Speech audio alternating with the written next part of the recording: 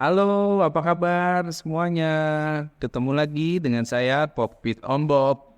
Apa kabar nih para Gipils? Mudah-mudahan sehat selalu ya. Dan juga tetap berada di bawah lindungan Allah Subhanahu wa Ta'ala. Assalamualaikum warahmatullahi wabarakatuh. Malaysia 135, selamat siang Jakarta Revival, Medan 350, report clear operator.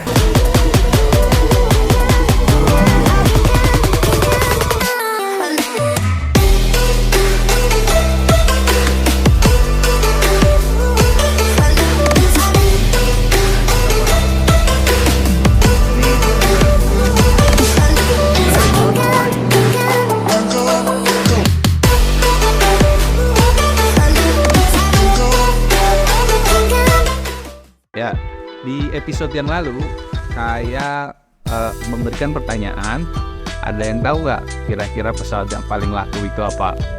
Nah, saya jawab ya di episode ini bahwa pesawat yang paling laku itu adalah pesawat Cessna 172 atau 172. Nah, dia sudah diproduksi lebih dari 44.000. Ya, jadi kenapa pesawat ini laku?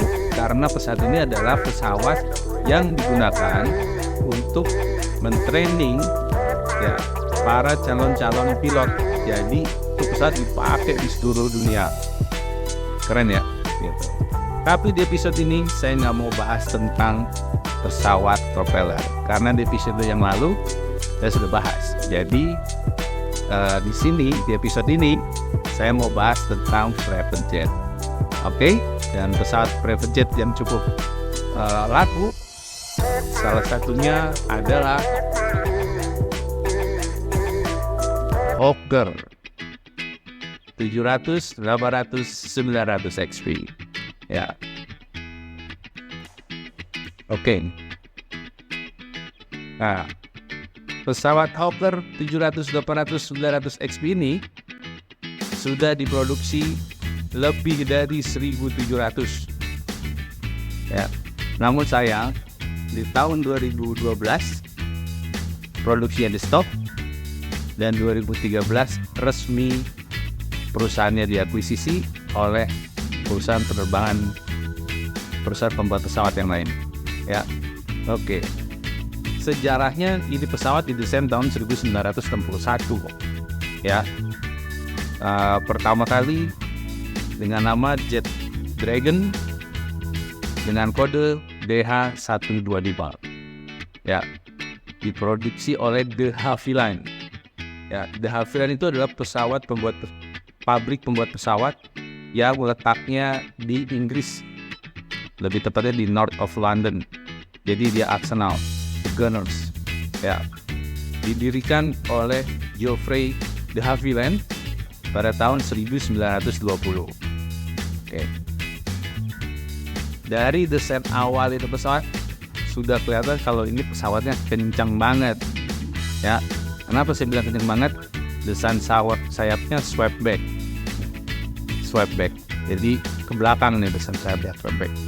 Nah, cuma yang unik dari pesawat ini adalah biasanya itu pesawat si sayapnya nempel di fuselage ya. Nah, tapi ini adalah si sayap didesain dahulu begini, kemudian baru ditempatkan si fuselage-nya di atas gitu ya. Nah, jadi sayapnya ada di bawah. Nah, karena sayapnya ada di bawah, maka engine-nya ada di badannya.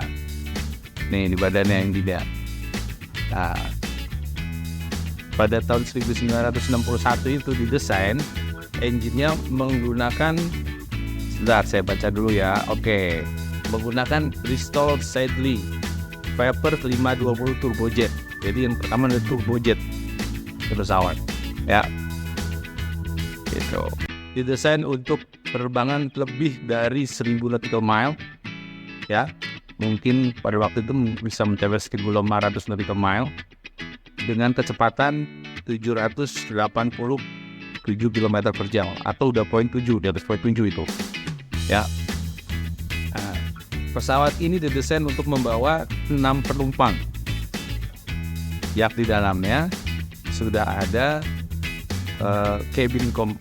baggage compartment, ya, dan juga ada galley-nya. Jadi untuk pramugari untuk menyiapkan atau untuk menservis para penumpangnya, ya. Nah, pesawat ini mampu mencapai ketinggian 38.000 feet. Nah, karena mencapai 38.000 feet, maka sudah ketemu dengan icing condition. Ya. Nah, sistemnya agak berbeda dengan yang episode yang lalu. Saya King Air menerapkan bahwa di King Air adalah sistemnya adalah de-icing, artinya memecah es. Nah, kalau sistem di pesawat ini adalah anti-icing. Ya. Anti-icing jadi mencegah terjadinya es pada badan pesawat atau pada sayap juga. Jadi di sayap ini terdapat pori-pori, ya, yang di belakang pori-pori tersebut ada nozzle-nya. Nah, nozzle-nya itu dia menyemprotkan cairan TKS, ya, agar tidak terjadi es di sepanjang sayap dan elevator di atas ini. Itu, ya, luar biasa. Satu lagi yang unik dan hebat dari pesawat ini, sudah ada sistem rudder bias, ya. Jadi rudder bias itu berguna atau berfungsi untuk mengcounter efek yawing bila salah satu mesin pesawatnya mati, gitu. Jadi ini pesawat nih, ya. Nah, bila tiba-tiba salah satu mesinnya mati, baik yang kanan ataupun yang kiri, misalkan yang kanan mati, maka karena yang kanan mati, sisi sebelah kanan ini akan kehilangan daya angkat, daya dorong dan daya angkat, ya. Nah, karena kehilangan daya dorong dan daya angkat, otomatis pesawat itu akan berbelok. Ini efeknya yawing, dan ini akan rolling karena kehilangan daya angkat. Nah, dengan adanya sistem si rudder bias ini, dia akan mengcounter efek yawingnya bila mati, sehingga memudahkan si pilot untuk tetap menerbangkan pesawatnya pada jalurnya. Gitu. Keren ya pesawat ini. Nah, sistem flight controlnya masih biasa menggunakan push-pull rod, ya, kabel, dan juga ada gearnya, betul, ya. Kemudian nah, ada toiletnya juga, ada lavatory. Nah, di dalam lavatory itu bisa ditutup dan juga dijadikan tempat duduk, dan ada seat beltnya, sama seperti King Air, gitu, ya. Nah, pesawat ini juga didesain untuk bisa beroperasi atau take off landing di runway yang tidak terlalu panjang. Di 1400 itu sudah bisa take off. Nah, kemudian dia tidak memerlukan aspal, jadi dia bisa di gravel ataupun di rumput, di grass. Ya. Kemudian pada tahun 62, ya, prototipe pesawat ini mulai dikenalkan ke publik, ya, dan tahun 1964 mulai dikirim ke customernya. Nah, customernya itu ada pemerintahan ataupun military dan juga para bisnismen, ya. Oke. Oh ya, satu lagi nih yang unik, bukan unik tapi simple. Pesawat ini menggunakan DC electrical system, sehingga semuanya di cover oleh DC. Ada yang AC ada inverternya, tapi nggak banyak, nih di pesawat ini. Hanya sebagai heating aja untuk memanaskan jendela kokpit ya, dan juga untuk avioniknya gitu ya. Nah, kemudian pada tahun 1963 Hawker Siddeley Group mengakuisisi itu de Havilland ya, sehingga namanya berubah dari tadi Jet Dragon menjadi Hawker 125, atau kodenya yang dari DH125 menjadi HS125. Nah, Hawker Siddeley Group sendiri adalah perusahaan pembuat pesawat Viet Group ya. Di dalamnya ada Avro RG juga gitu. Kemudian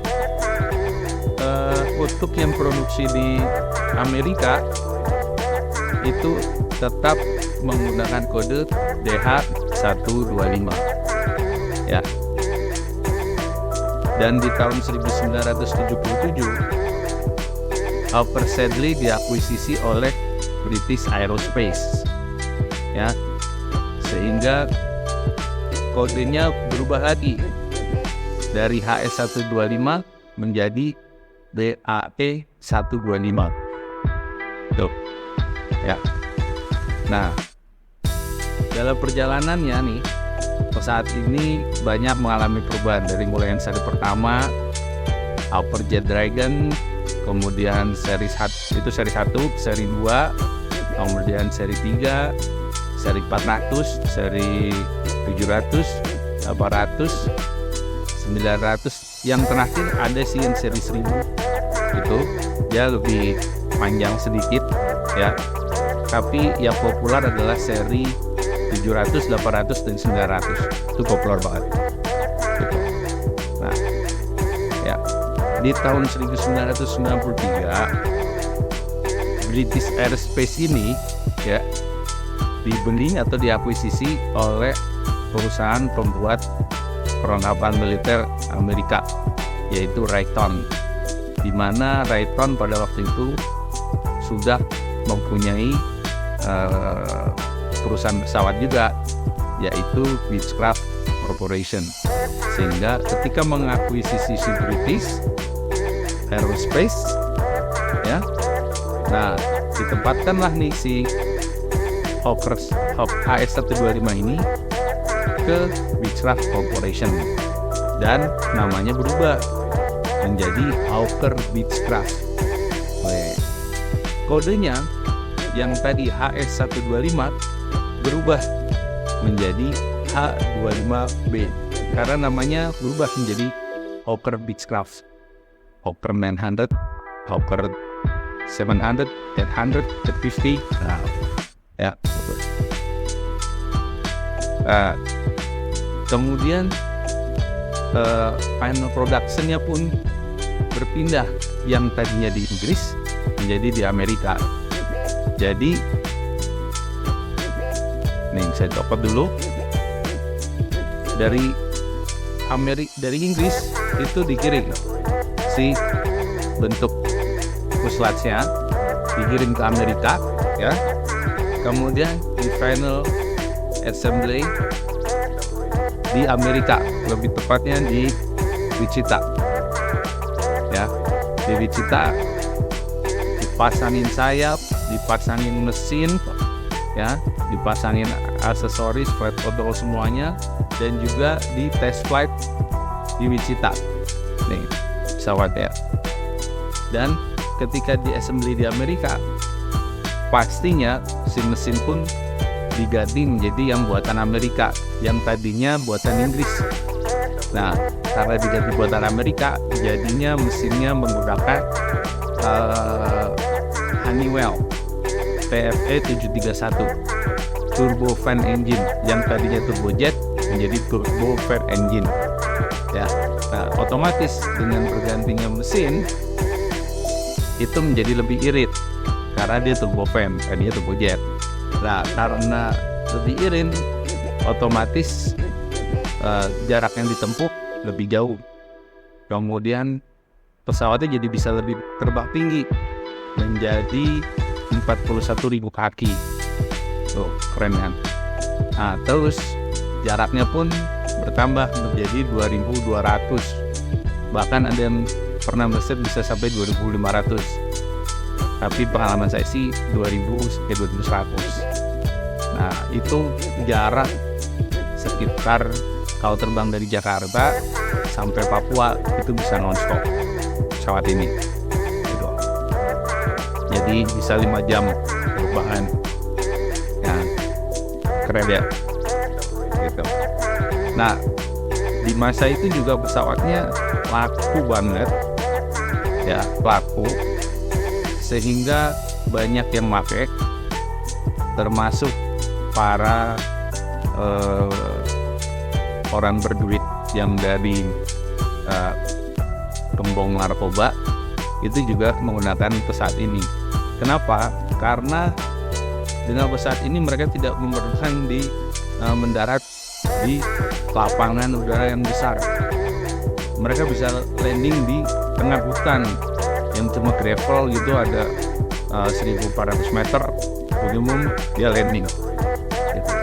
Bahkan ada yang sampai ketahuan, kemudian dia dikejar, ditembak, terus mendaratkan pesawatnya di jalan biasa. Di jalan biasa, kemudian pesawatnya dibakar. Ada yang landing di hutan itu di Guatemala, di tengah hutan. Ya, nah ada yang menarik lagi. Pesawat ini pernah disangka pesawat militeri, pesawat tempur gitu. Jadi suatu saat pesawat ini melintas di Afrika, lebih tepatnya di Angola. Kemudian oleh militeri Angola dikirimkanlah MiG-23. Nah, setelah diberi sinyal-sinyal pesawat ini tidak mau turun, akhirnya ditembak. Nah, ketika ditembak, engine satu hilang. Engine hilang, kemudian sayapnya ini agak rusak, ya, dan dia mendarat darurat di bandara terdekat, ya, gitu. Luar biasa, selamat semuanya, luar biasa. Akhirnya bagus banget, gitu. Keren. Ya. Nah, gimana dengan di Indonesia? Di Indonesia sendiri sebenarnya yang melintas populasinya lumayan banyak, ya. Ada dari registrasi asing tentunya, dan juga registrasi Indonesia sendiri. Nah, ada beberapa operator yang punya pesawat ini. Biasanya dipakai untuk selain private dan business, biasanya dipakai untuk medevac. Kenapa ini affordable untuk medevac? Karena pesawat ini tidak terlalu tinggi jaraknya dengan ground. Jadi untuk menaikkan dan menurunkan pasien itu cukup mudah. Nah, kedua, pesawat ini jangkauannya bisa jauh. Jadi kalau misalkan dari Papua mau ke Jakarta itu bisa satu kali aja tanpa berhenti traffic, stop dulu di Makassar atau di daerah lain, gitu. Ya, pabriknya pun, maksud saya bengkelnya pun di Indonesia sudah ada di Batam dan di Yogyakarta. Sayangnya di tahun 2012 dia di stop produksi, ya, dan di 2013 perusahaannya diakuisisi karena mengalami kebangkrutan. Jadi si Beechcraft tadi mengalami kebangkrutan sehingga diambil alih oleh Textron Company, di mana Textron Company sudah mengakuisisi itu Cessna dan juga Bell Helicopter. Nah, kenapa pesawat ini di stop produksi? Karena pada saat itu Cessna juga mempunyai pesawat sejenis yang sama, yaitu Cessna Citation. Mereka sedang mengembangkan Cessna Citation Sovereign gitu, yang kurang lebih jaraknya sama, bahkan mereka lagi mengembangkan yang lebih panjangnya, yaitu longitude, sehingga jaraknya lebih panjang gitu. Nah, karena mempunyai dua pesawat sejenis yang kelasnya sama, maka tentunya yang Hawker dimatikan oleh dia gitu. Jadi yang produksi yang Cessna. Tapi biar bagaimanapun, ini pesawat sangat affordable banget ya. Fuel consumption-nya juga nggak banyak-banyak amat. Dia hanya 1 jam pertama itu 2.000 pound dan berikutnya 1.500. Rate of climb-nya luar biasa. Ini jarak dari 0 sampai 41.000 itu butuh waktu hanya sekitar 20 menit lah dia untuk mencapai ketinggian 41.000. Setelah itu dia cruising sehingga fuel consumption-nya rendah ya. Oke, itu aja cerita saya tentang Hawker 700, 800, 900. Mudah-mudahan bermanfaat. Jangan lupa like, comment, dan subscribe bagi yang belum subscribe. Terima kasih sudah menonton. Wassalamualaikum warahmatullahi wabarakatuh.